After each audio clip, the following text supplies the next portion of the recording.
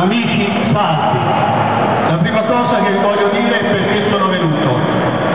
Io che sono promotore anche di un referendum nazionale contro il nucleare, essendo un fisico sanitario che si occupa di radioattività da più di 30 anni,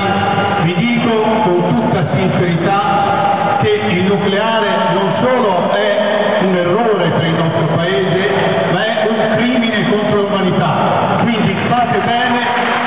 a fare questo referendum e io credo che avete fatto bene a fare un referendum regionale e inviterò anche le altre regioni a fare il suo referendum regionale, perché io non credo in un referendum nazionale. Già l'avevamo fatto nel 1987 e per questo governo, per questo Paese non vale nulla, è carta straccia. Quindi vi voglio dire un'altra cosa, che anche se vincete il referendum e lo vincerete sicuramente alla grande questo referendum,